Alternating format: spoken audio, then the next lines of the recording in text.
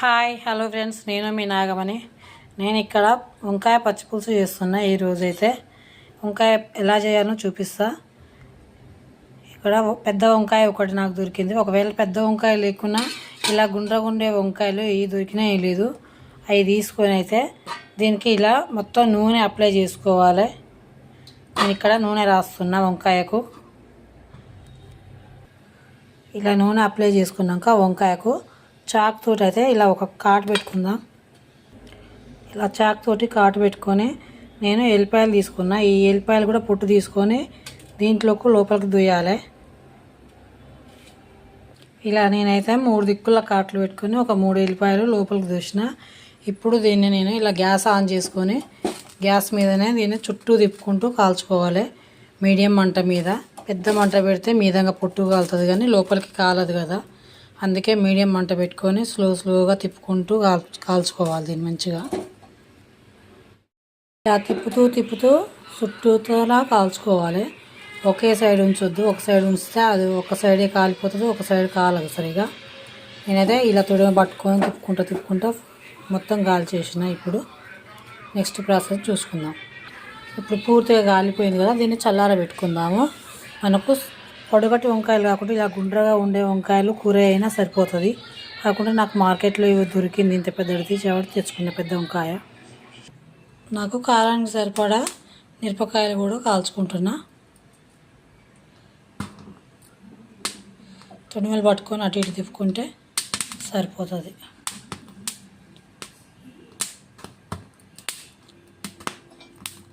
ఈ చిట్టపట్ట అంటుంటాయి, భయపడవలసిన అవసరం కూడా ఏం లేదు. ఎందుకంటే నూనె కాదు కాబట్టి ఏం కాలదు కూడా. కాకుండా కొంచెం జాగ్రత్తగా ఉండాలి మంటకు. ఇది మొత్తం చల్లగా అయినాక ఇలా తీసుకోవాలి. ఈ నల్లది మొత్తం తోడకంతా తీసి గుజ్జును మాత్రమే పక్కకు పెట్టుకోవాలి. ఈ నల్లది రావద్దు, ఎందుకంటే మామిడి వాసన వస్తుంది. ఫైనల్గా తయారైంది వంకాయ గుజ్జు అయితే.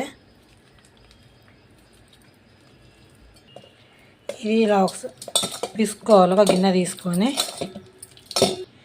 నేను ఇక్కడ నిమ్మకాయ సైజు అంతా చింతపండుని ముందే నానబెట్టి పెట్టుకున్నా. ఈ చింతపండును కూడా పిసుకొని వంకాయ గుజ్జులో ఈ పులుసు అనేది పోసుకోవాలి. ఇది కూడా మనకు కావలసినంత పులుపు చూసుకొని పోసుకోవాలి.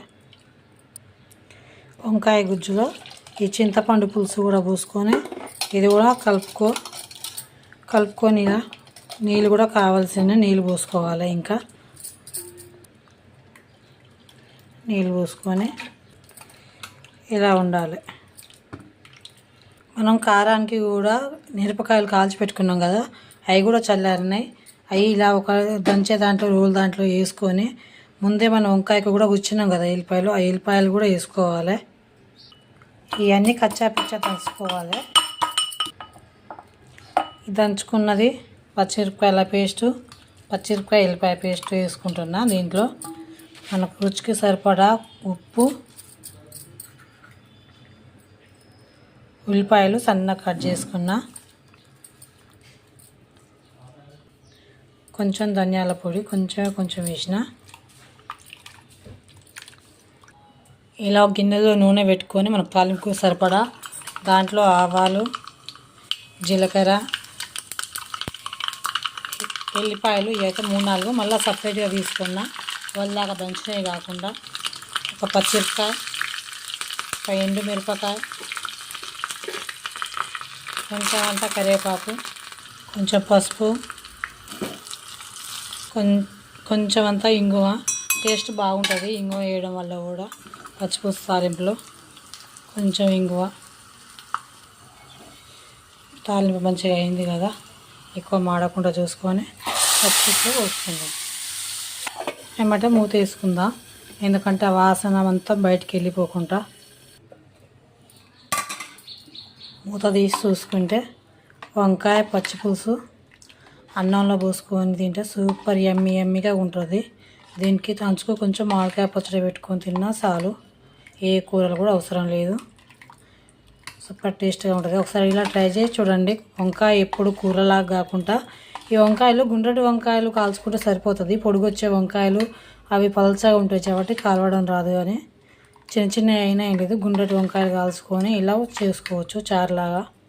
నాకు పెద్దది దొరికింది కాబట్టి తెచ్చుకున్నా, లేకుంటే ఇలా చిన్న చిన్న అయినా పర్వాలేదు.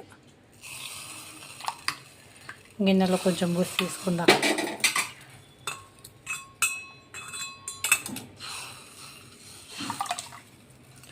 షేర్ చేసి కామెంట్ చేసి సబ్స్క్రైబ్ చేయండి. వంకాయ పచ్చి పులుసు